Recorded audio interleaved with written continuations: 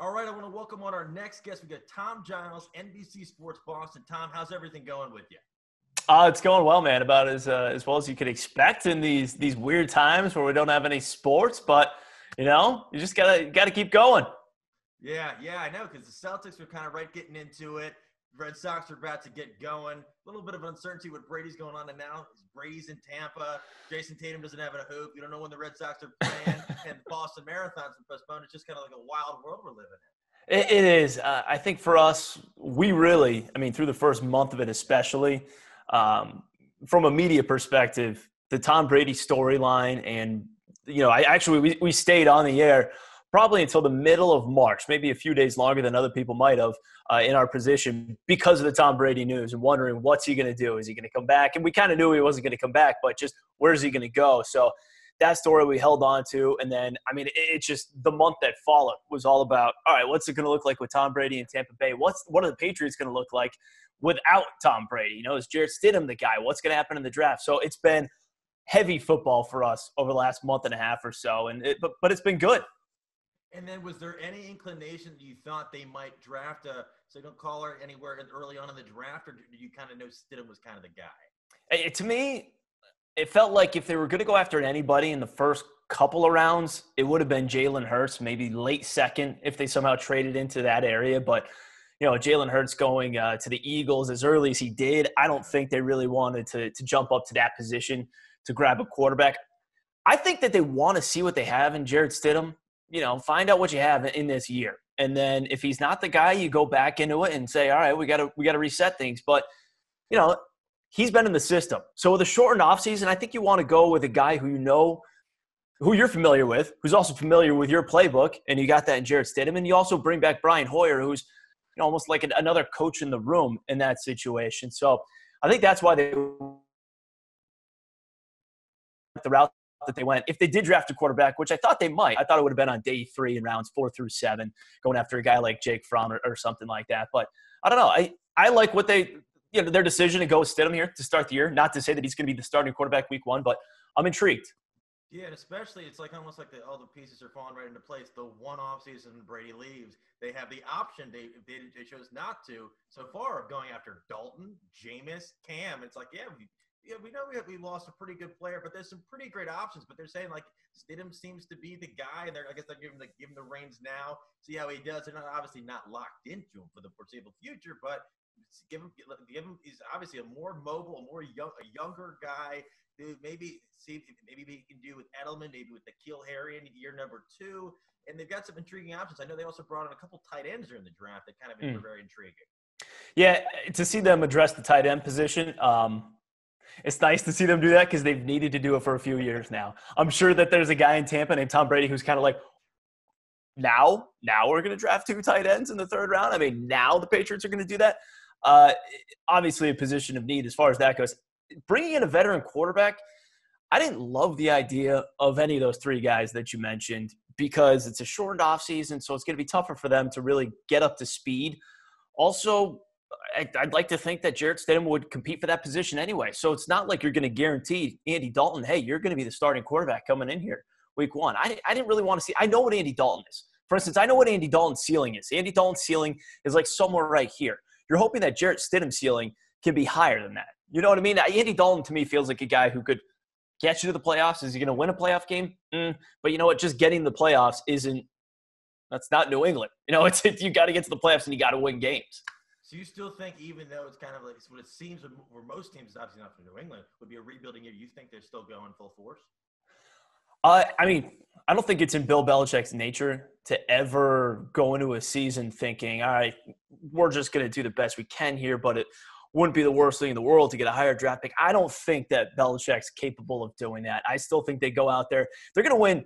My prediction is they're going to win ugly. They're going to have to win a lot of games ugly. Their schedule is extremely difficult, and we'll see, if they play the full 16-game schedule. If for whatever reason they were to cut a couple of games out, and it happened to be the games against the NFC West, teams like the opposing conference, that division, if they decided those are the 4 games they're going to cut out, I think the Patriots would benefit from that almost more than any other team because that division to me is extremely difficult given the fact that the Cardinals are going to be better this year on top of the 49ers and the Seahawks. And what the Rams were a couple of years ago. I could see this team winning 9 games, somewhere around there. Certainly 8 to 10. I think 10 might be on the high side, but I can see them being a 9-win team. At the same time, you got plenty of people around here, people that, some of my co-hosts that believe that Patriots are going to go out there and win like 5 games, 6 games. It's just, to me, it's wild because we're in this time where all we're doing is trying to predict how good they're going to be. And because we're not talking about the Red Sox or the Bruins or the Celtics, who should both be in the playoffs right now, all we talk about is the Patriots. So we're almost like overcorrecting it or exaggerating, or there's hyperbole involved. I feel like they're going to be somewhere just above 500. Yeah, I think that's a fair assessment, especially like the division really, aside from Buffalo getting digs, the Dolphins obviously had a treasure trove of picks. The division really didn't get that much better that you feel like, okay, like there's a new dominant power. I think Buffalo on paper looks a little bit better, but aside from that, like, yeah, I don't disagree with anything what you're saying with that. And the one guy I did like that you got, the guy from Lenore Ryan, safety. I'm like, all right, if they're taking D2, right? D2 guy, like early on, I'm like, they see something, or the dog, maybe the dog pressed okay when he was picking on the computer. But like, yeah, are you intrigued by him at all? Yes, yeah, Kyle Duggar, because he tested supremely athletic, at the combine and everything else. I mean, a lot of people are going to say, all right, well, he's going to look fast or he's going to play fast at D2 because there's such a difference in level. But the way he tested at the combine, I mean, he's up there in top level athlete. So at some point they are going to have to address that position because Patrick Chung and Devin McCourty are in their early 30s, and there's some miles on there, especially I think for Chung, a guy who kind of plays – almost like a safety linebacker hybrid in some situations. You want a guy who can kind of fly around and make some hits.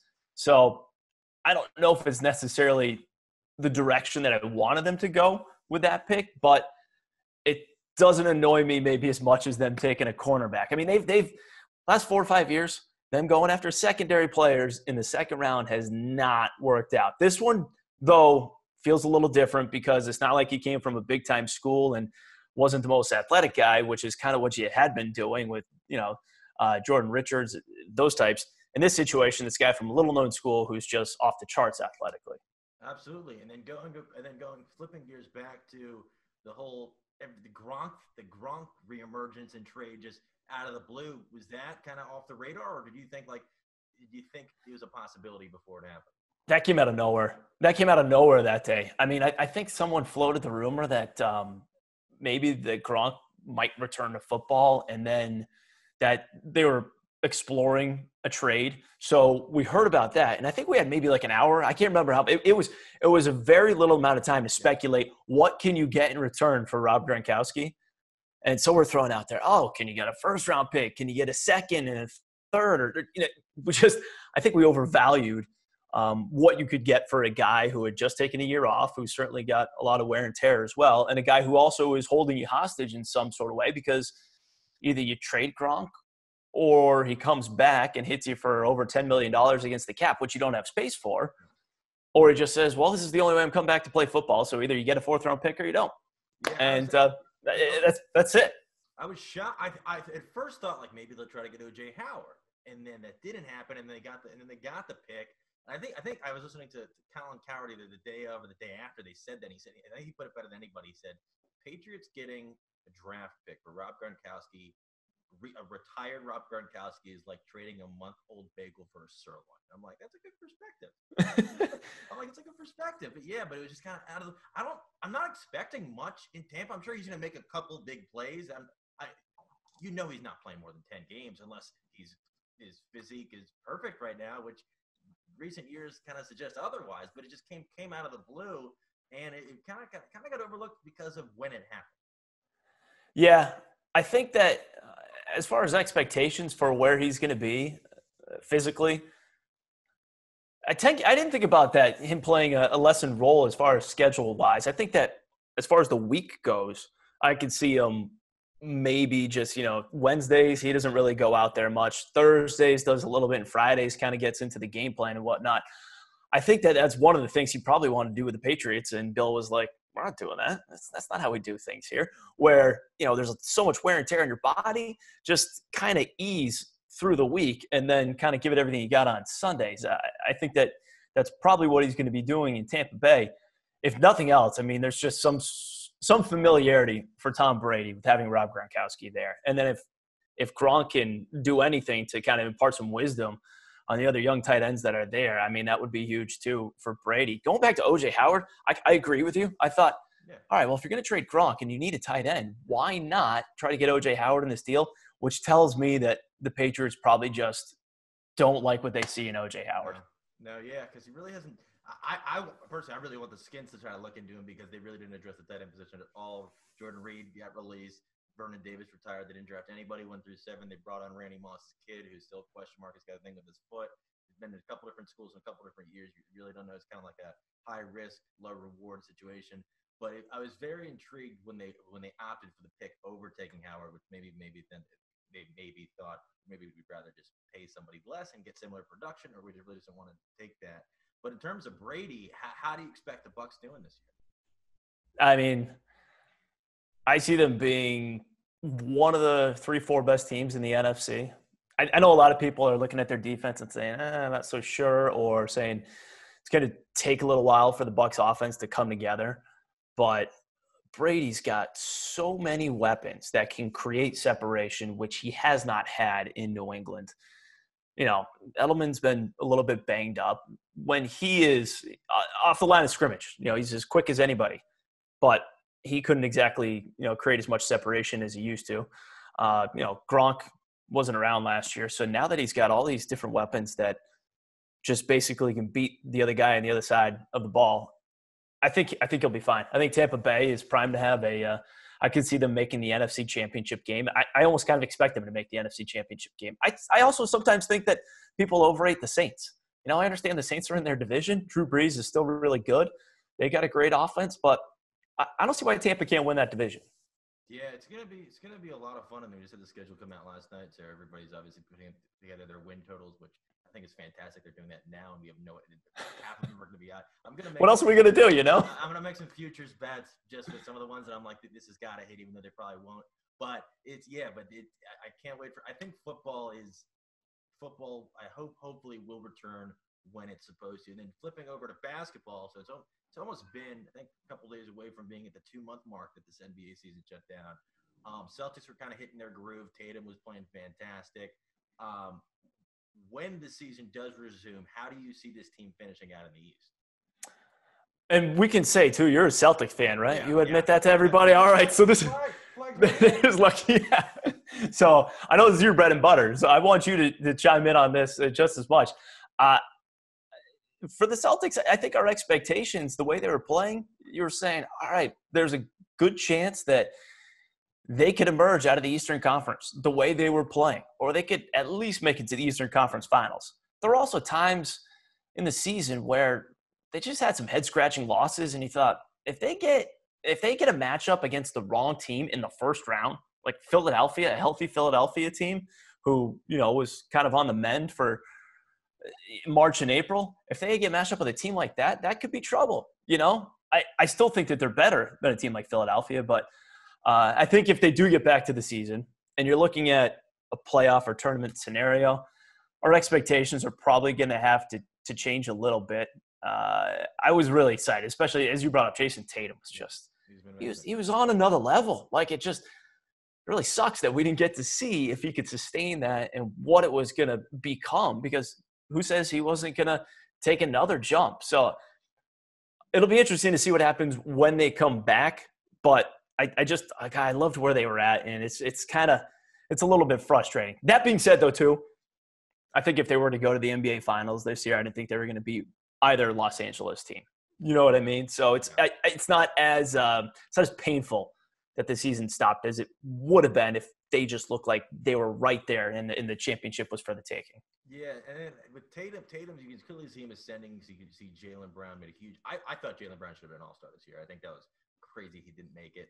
But the one kind of underlying thing is I think Kemba needs to get going. Kemba's really they had the thing with the neck early on, and you're like, how long is he going to be out? And he's only out for like 3 days. And I'm like, what's going on with this?